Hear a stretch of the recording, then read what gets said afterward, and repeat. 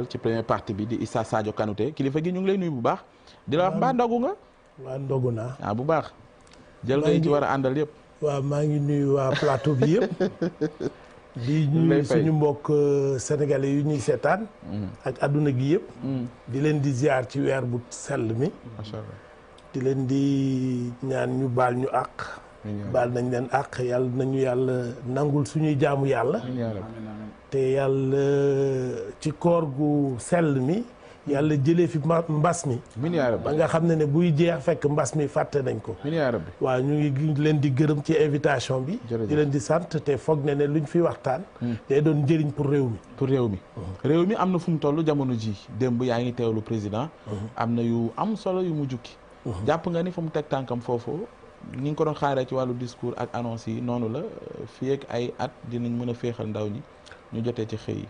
waa xam nga man nag su may jàngat dara. balaa may jàngat wax ja damay dellu tuuti gannaaw. xool lu jotoon a xew. su ma seetee loolu ba pare. ma xool léegi li ci jot a am. ak luñ ma waxati ma doog a xam fan laa jëm. ndaxte bu leen fàtte ne Macky Sall biñ koy fal 2012. dafa amoon lu mu ñu diggoon ci wàllum xëyu ndaw ñi. ne moom dafay waaj a indi 500,000 emplois.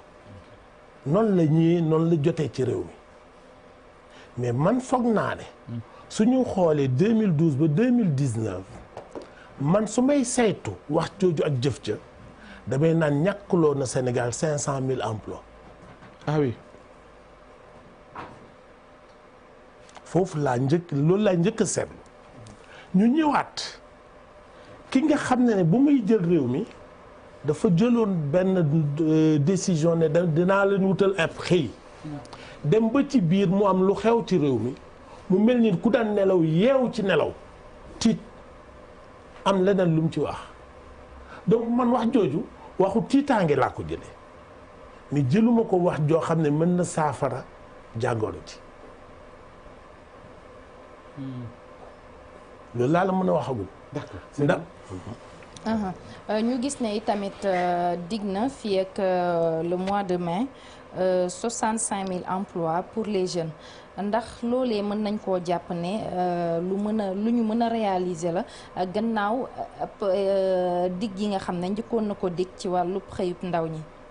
waaw xam nga su ma dégloo man toujours damay dem ci ay waxam. su ma dégloo ay waxam. dafa ne lim def ci milliards ci xëyu ndaw mi bëri na. wante dina tollanti mbir mi def 150 milliards ñetti yoon ci ñetti pàcc ci ñetti at loolu la ñu wax te soppiwul doxalin donc li mu defoon lu mu juróon loolu lay juraat. parce que ba tey soppiwul doxalin dafa ne dinaa yokk koppor gi moom ak ay nitam ñoo xam koppor googu fan la jaar. mais ndaw yi gisaguñ ko donc ñun ba tey dañuy naan waxu politique la yégoo la wane ne bëgg naa def mais yoonu def jëlaguñ ko. mais président c'est vrai que mën nga wax ni da nga am tiitaange ci wax ji mais ci biir wax ji aussi est-ce que gisoo ci coppite ci waxin gi parce que même bu fekkente ni dafa jëlaat même yoon bi. mais xëy na ci wàllu na mu waroon taxawee caytu ña mu dénkoon mbir ma indi na ci ay discours bu bees maanaam dina ci am beneen taxawaay bu bokkul ak na mu taxawee woon ba ñu jàpp ne lam ca jotoon a def dafa furaas parce que nee nañ moom mooy léegi wax na ni ci discours am mooy jël affaire bi en main est-ce que loolu tam warul dalal seen xel tuuti. waaw sëñ bi je pense que nit bu la nee dama lay defal dara dafa am lu ñuy wax diagnostic da ngay diagnostiquer d'abord.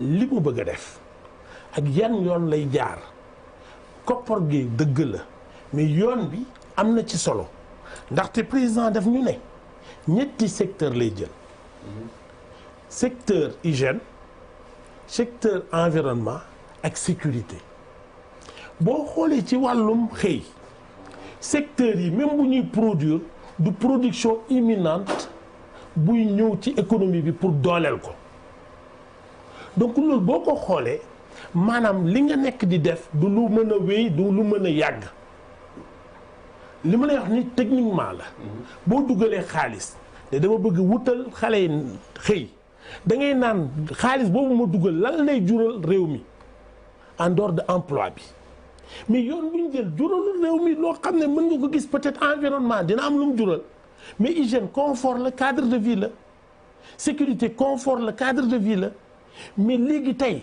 am na secteur yoo xam ne tey bu ko laale génnee ci 1 million d'emplois mais su laalul secteur yooyu nee naa la wax ki kese lay doon fekk ay at dinañ ci waxaat loolu laa gis. il a parlé du secteur de l'éducation également. waaw la formation professionnelle. waaw l'éducation. 65 000 yi nga wax pour tontu la. c'est le déficit de l'enseignement. tey lu mu waroon a def la parce que loolu moo manqué enseignement 60 000 emplois yooyu mën nañ ko féetale ci wàllum enseignement c'est-à-dire amélioration de niveau la mais du loo xam ne dina mën a jural réew mi léegi xaalis mais dina defar ki nga xam ne moom mooy indal réew mi xaalis mooy citoyen bi man d'accord naa ci. mais am na secteur yoo xam ne xam nga réew bu nekkee ci jafe-jafe soo bëggee wut xëy da ngay wut secteur yoo xam ne dina joxe xëy mais dina yokk koom-koom donc yow da ngay def une pierre deux coups maanaam di nga faj li fajaale lële mais su fekkee yow jëloo secteur yooyu mbaa secteur yooyu ñemewu ko laal parce que am ñu ko moom je dis que da ngay nax nit ñi te foofu lañ toll. waaw mais xam nga. kon lu ñu gis démb lépp ay naxaate la. ak kàddu yu mu wax parce que gis nañ ne dans la forme changé nañu ni nga xam ne noonu la doon jëfee ndax dafa woo ñi nga xam ne ñoom ñooy ndaw ñi ñooñu la soxla wax ak ñoom ñu laaj moom it mu tontu kon mën nañoo wax ne changé na ci na nga xam ne noonu lañ daan doxalee. waaw boo dégloo discours xale yi. nga xam luy communication. daa xam ne discours bi xale yi moomuñu ko. sëñ bi ñun dañuy déglu di seetaan xam lu ñu wax xale yooyu ils ont travaillé avec les techniciens de chaque localité xale yooyu du lu jógee ci ñoom bërëb ñëw soo dégloo waxin bi c'est des données techniques les jeunes n'ont pas ce niveau d'information donc ñun kenn mënuñu nax. on a compris mais supposition là. non du supposition. xam nga sëñ bi non dama lay wax. c'est-à-dire on fait des analyses man mën naa d'accord ci yenn régions yi kenn ñaar réussir mais c'est des données techniques qui n'est pas à la portée de tout le monde. waaw mais waaw maçon bi ñëw taxaw wax njàmbatam. waaw non xam nga non procédure bi sax. procédure bi aussi. mën na permettre. le jeune se prépare techniquement. parce que pour nga assister à ce rendez-vous. inscription en ligne la. maintenant un jeune qui s'inscrit en ligne. war na mën a nekk en mesure de se préparer des questions devant le chef de l'État. mu am des données techniques c'est possible aussi. n'est-ce pas.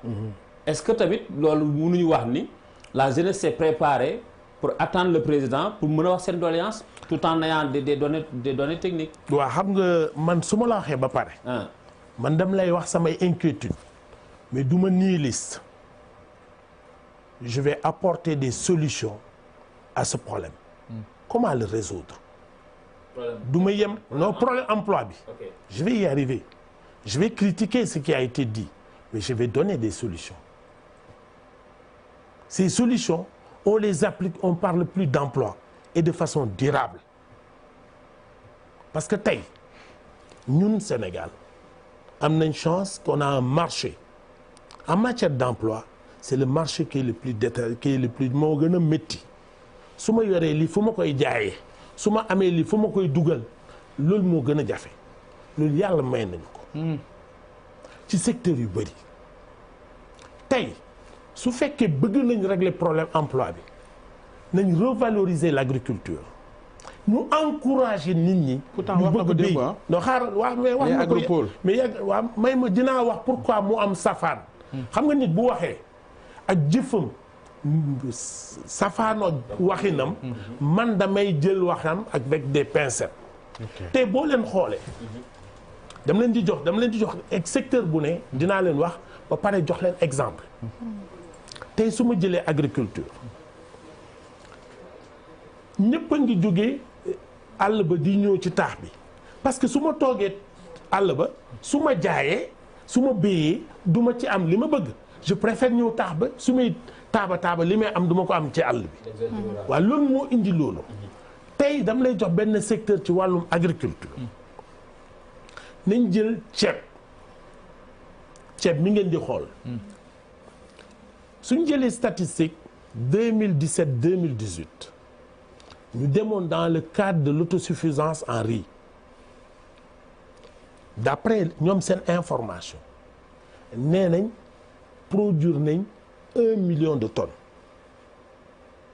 janvier 2017 ba août 2018 su ma demee ci valeur boobu ñu neat importé nañ 2 millions de tonnes am na incohérence parce que consommation Sénégal yu ci bëri mu ngi dem toll entre 700 ba 900 ba 1 million donc yooyu yëpp xëy mënul ñëw Sénégal donc production bi ñun dañ koy mettre avec des pincettes donc tey traders yi nekk Angleterre nekk ci ceeb mi saa bu ñu jëlee initiative ne dañuy dugal ji ci ceeb mi gars yi ne leen fii du priorité fii waru leen ko laal am na yeneen priorité nañ am courage laal loolu régler ko définitivement xëy xale yi am xëy te xëy boo xam ne day yàgg. d'accord man ci loolu agriculture d'accord.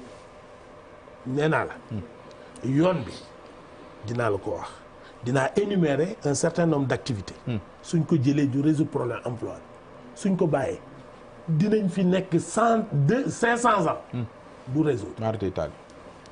tey secteur bi nga xam ne moom laa njëkk xam nga wax naa agriculture c'est le secteur primaire. ensuite boo defee agriculture ba nga am li ngay am ci xëy ci produit nga ñëw ci industrie de transformation macha allah. boo jógee ci industrie de transformation pour que les coûts puissent baisser nga ñëw sur le transport parce que xam nga lan mooy suñu problème tey gis nga terre bi 1000 et quelques milliards bi réglé woon na peut-être 100 000 emplois en quittant un train de Dakar à Kédougou, de Dakar à Kolda, de Dakar à Ziguinchor, de Dakar à Sédhiou. Marchandises yi dinañ wàññeeku parce que boo ko yóbbu coût bi day wàcc. Train c'est le moyen le plus adapté pour wàññi coût du transport. Tout à fait. Mais ñun terre bi ñu jël. terre baa ngi fi. on n'en a pas besoin. xam nga nit da ngay xam sa bopp ñun liñ bopp soxla tey c'est des choses qui peuvent rendre l'économie vivante. C'est pas des luxes farfelus à l'utopie d'enrichir des gens. Nous, on a besoin d'un aspect fonctionnel. Loolu bu fa jógee c'est la transformation du secteur informel. c'est-à-dire C'est le seul moyen qui peut résoudre définitivement le problème du Sénégal. loo bëgg a wax. 70% de notre économie c'est de l'informel.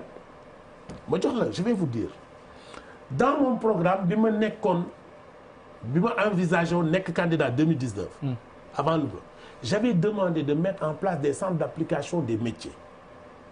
Dans ces centres, c'est des espaces communs que nous allons confier aux différentes municipalités. Parce que pour moi, les mairies ne travaillent pas. Les mairies encaissent mais ne travaillent pas. Alors qu'une mairie doit produire pour l'économie. Nous, tey ma jox l'exemple. On parle des mécaniciens, on parle des menuisiers, il y a 3 problèmes. Fu ñu nekk, est-ce que am nañ formation bu nécessaire? Deuxièmement, est-ce que am nañ survie bi? Parce que tey mu neex suba mu naqadi nga feebar doo mën a dundal sa njaboot. Mais il faut créer des espaces appartenant à l'État et aux différentes municipalités. Ñooñu suñu liggéey dañuy cotiser. Cotisation boobu mooy couvrir un certain nombre de paramètres. Seen assurance, seen retraite, seen maladie. C'est comme ça qu'on peut résoudre un problème. Mais taxaw di seetaan un secteur informel ne mënuma ci dara pour un État c'est irresponsable. est-ce que loolu la wax mënuma ci dara.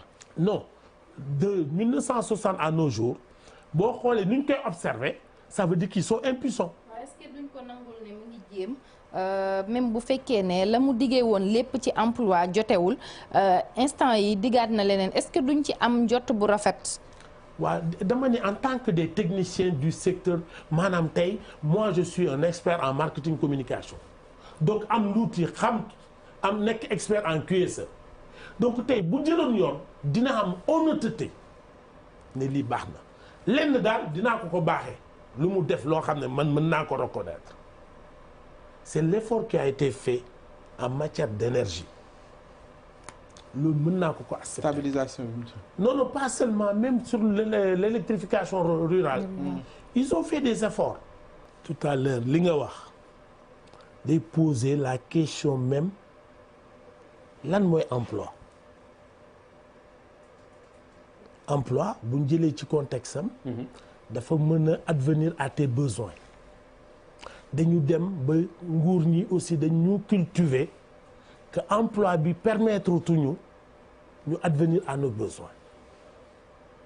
Le niveau psychologique est tellement bas que finalement transformation du citoyen moo am tellement que le désespoir est grand. L'emploi ci pays bu responsable doit passer par les entreprises privées et non par l'État. C'est l'État qui crée les conditions. Maintenant, j'ai pas terminé, je vous ai dit. Nous, ce que nous pensons, il faut aider les privés à des niveaux différents. Les mastodontes, les moins, les PME et PMI. Ces entreprises privées vont aller à la conquête du monde. Et en allant à la conquête du monde, non seulement plus-value la pour pays bi, mais foog nga taxaw tamit ci entreprise yooyu. mais mooy il faut état yan bi ñooy dem à la conquête du monde. limite yi suñu entreprise yi am. non xaaral ma ak suñu secteur privé bi may moom pare ak également suñu patronat bi. est-ce que ñoom jàppale nañ waaw attendez c'est ça le problème. non ku mel ni UNACOIS. xam ne ñaari UNACOIS moo am. da ngay gis koo xamante ni. jàppoo ak yeesal. te man gisuma sax mu am lu mel ni entreprise bu toll ni télécentre yi fi amoon. Et il parle au nom des entrepreneurs. C'est-à-dire ñun on n'est pas sérieux sur tout. doyen je vous prie tout Parfois. simplement dama la Parfois, on n'est pas may ma sérieux dara sur tout. may ma dara c'est-à-dire je suis d'accord que l'homo sénégalensis ça pose problème d'accord naa loolu mais xam nga lan laa bëgg a wax loo gis aussi dafa am fu ñu koy dooree gis nga japonais yi 1945 bi ñu ñëwee yàq Japon yëpp ba pare xam nga lu ñu wax ñun amatuñu droit yenn bi ñun xam nga lan lañ am droit liggéey amatuñu lu ñuy kaas ñun daal liggéey rek lañ am. mais c'est comme le roi. en un temps record. ñu nekk première industrie mondiale en automobile parce que dafa am lu ñu ci def mais l'État japonais dafa soutenir les savants mais fii boo nekkee savant dañ lay piétiner. foofu am d'accord naa yow. Deuxièmement li ngeen di wax ne c'est pas possible c'est possible toutes les entreprises qui peuvent se déporter ailleurs ont été pris dans nos mains. La Sonatel s'est déportée au Mali. La Sonatel s'est déportée en Guinée. La Sonatel s'est déportée en Guinée. C'est une des possibilités. Nous l'avons. Mais qui est derrière la Sonatel Ouais, mais aussi. attends, c'est la France. Mais c'est pourquoi je vous dis, nos États doivent prendre plus leurs responsabilités pour que suñu entreprise yi mën a egg si foofu. xam nga tey c'est pas donner de l'argent, c'est garantir des entreprises. Tu te portes garant. Je vous donne un exemple. Les entreprises françaises yu nekk fii di investir. Quand il y a un problème, la France intervient pour préserver leurs intérêts. Et deuxièmement, notre partenariat, comme tout à l'heure li nga wax, nous ne sommes pas contre les investissements étrangers. Mais il faut qu'il y ait des règles établies. Tey, pourquoi nous avons échoué le truc de l'emploi? Tous les investissements du président Macky Sall de 2012 à nos jours ont été confiés à des étrangers. Et il ne s'est pas arrangé de sorte que les entreprises privées locales puissent bénéficier 30%. combat boobu la waa France frappe dégage c'est-à-dire ñoom gagnant bi la ñuy wax. waaw d'accord c'est-à-dire seen idéologie c'est pas pour ñu génnee fi français yi carrément. waaw d'accord mais marché bi dañ koy négocier ñoom loolu la ñu compte. non am na beneen problème waxuma sax xaalis bi savoir-faire bi xam nga man d'accord naa ma jox étranger bi mais su defee na jàngal samay nit ba beneen yoon ma mën a def. tout à fait. mais bu demee noonu. je vous donne l'exemple de l'autoroute à péage. waaw. est-ce que xam nga autoroute à péage Eiffage Senac RMT 3 entreprises yu nekk ci même groupe la Eiffage impliqué wu ci tali bi Senac gérer péage bi technologie bi RMT gérer ko. Oui. Et RMT n'a rien à Dakar boo wootee léegi xam nga lu ñuy wax non on peut pas vous dire il faut que patron bi wax technologie Allemagne la ñuy jóge en France pour ñëw defar ko pourquoi ne pas préparer nos frères sénégalais pour ñu mën ko. ci loolu sax laa bëgg a ñëw muy wàllub formation bi ci yenn yoon la ñu war a jaar ba mën a former ndaw ñi bu ko defee bu ñu leen financer comme bànqaas yu fi nguur gi teg pour financer ndaw ñi bu ñu leen financer dinañu am leen ndëgërlaay bi nga xam ne dinañu mën a delloo non seulement pour ñu mën a financer waat seen i ndaw waaye ñoom it dinañu mën a demal seen i bopp. waaw xam nga financement dafa am niveau de financement. tey am na koo xam ne bu xiifee am benn état d'esprit nga yëkkati 5 millions jox ko xam nga lu muy njëkk a xalaat améliorer d'abord conditions de vie immédiat confort immédiat.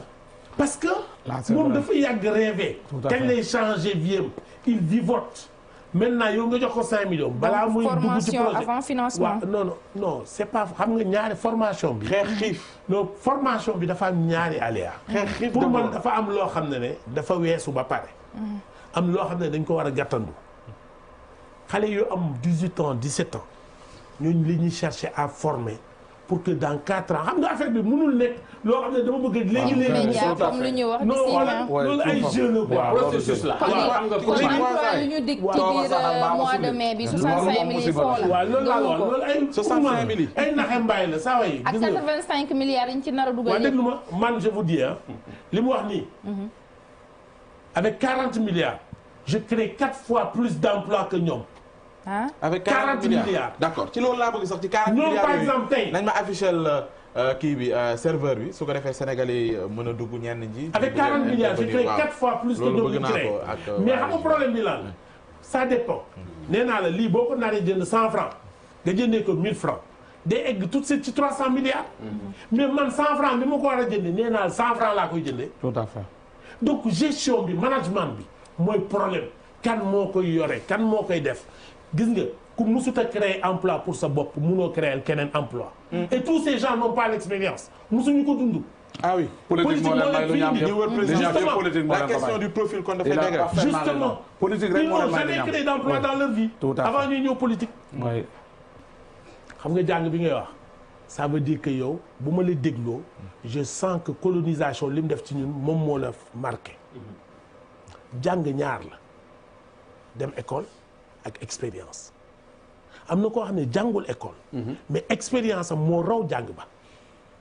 États-Unis boo fa demee pour nga nekk professeur d'université mbaa ngay jàngale c'est pas forcément nga am ay diplôme da ngay am loo dund. nga réussir que expérience ñu woo la nga ñëw jàngale fi nga jaar en tant qu'on se départit pas de cette pratique francophone là nous allons perdre notre temps on fait une réunion pour préparer une réunion on réfléchit pour dire que on va réfléchir à nouveau ces questions moo ñu tardel il faut qu'on aille à l'essentiel c'est-à-dire tey aspect pratique bi loolu moo des am na koo xam ne tey vivre na benn expérience pourquoi duñ ko woo xool nan la réussir et gis nga kooku il a créé 150 emplois en mais justement c'est-à-dire loolu laa lay wax. non xam nga kaay foofu dinaa la dog tuuti ah. sooy jël sa il nous reste 10 minutes pour me préciser ko 10 minutes boo jëlee sa askan nga bëgg mu comprendre adduna nu muy doxee. ci làkku jàmbur. day am ñaari perte de temps. tout à fait gars yi dañ koy jiitu ci lu bëri. bu ma la joxe exemple turc arabe lañ daan làkk. biñ demee ba jamono ñëw ñu jël seen làkk tey bokk nañ ci les plus grandes puissances du monde. tout à fait lu wér parce que dañu bàyyi arabe jël seen làkk. waaye moo tax ñu toll fi. mais bàyyiwuñu arabe de. non bu ma nee non c'est-à-dire langue maanaam tey seen bàyyiwuñu ko. mais langue bi tey dañu prioriser seen làkk. seen làkk lañu prioriser léegi comme ñun tey comme langue de travail. waaw yaa ngi bu dul jeex ñu bàyyi ba après français bi ñëw anglais bi ñëw donc ñun tey olof bi nañ ko jël. et je vais vous dire une chose économie. ku dàq Serigne Touba économie. maanaam sa vision même de la décentralisation. mais malheureusement il n'a jamais fait lu tubaab bi bëgg. mais saa bu tubaab bi jaayee dara Serigne Touba jënd na ko. kan moo dàq kooku économie. des ak ngoro Cheikh Ibrahima Diop Almashari nee na ko kan moo dàq El Hadj Malick Sy diplomatie. waaw mën na ko lool. kan moo jàq Baye Niass. lu ñuy wax mondialisation exploration. externalisation. waaw maanaam c'est ce qu'on appelle déportation. maanaam tey il peut vendre notre fu ne. tout à fait li ma la waxoon léegi. c'est comme ça gis nga yooyu je prépare un livre qui va sortir bientôt. ça s'appelle la perte de soi. C'est pour résoudre ça. La perte de soi. Parce que dañu bàyyi lu baax di jël lu bon. en tant que nag bàyyi ñu di jël lu bon. mooy héritage moo doon wax. léegi li ñu hérité ci colon yi moo baaxul. justement la perte de soi tey vous parlez des asiatiques. On a le même niveau de vie. Notre problème réellement, je l'ai dit dans une émission, il faut ñu bàyyi man mooy suñu problème Sénégal ñun mooy résoudre problème bi. tey wax ngeen leader bi day ñëw wax ju rafet comme tey maa ngi toog fii gars yi fal ma fàtte parce que pourquoi damay ñëw jël kii xaw ma ko ñuy dem ma jël ko tàbb ko ministre moom day naan teraanga bi ñëw na. teraanga bii lay topp ma dàq ko ma jël kii ma dàq ko jël keneen fekk askan ngaa ngi sonn mandat bi jot nguur gi neex bugguma ba may fexe.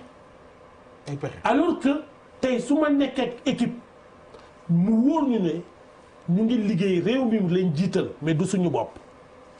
soo gisee que nous suñu parti ñu tuddee suñu bopp les engagés du Sénégal.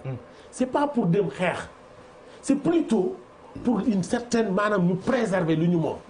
ku nekk fàtte sa bopp. jiital Sénégal. d'accord léegi. pour loolu il faut qu'on travaille en équipe. d'accord ci biir équipe mën naa juum. kii jubanti ma. que lay juum mu juban. njuumte gi day tuuti. beneen aspect bi mooy jeexale waaw.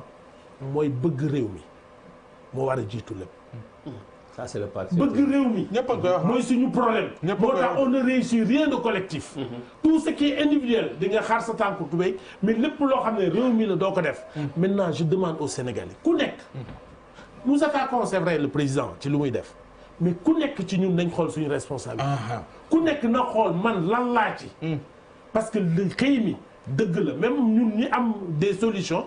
mais solutions yi il faut que la volonté des autres y soit. sinon du ma saboter. D'accord. C'est Merci beaucoup, président. Parce que vous les politiciens aussi, président, vous êtes responsable. Parce que si aujourd'hui, si on parle que la politique devient une équation et non une solution, la pléthore de partis politiques aussi.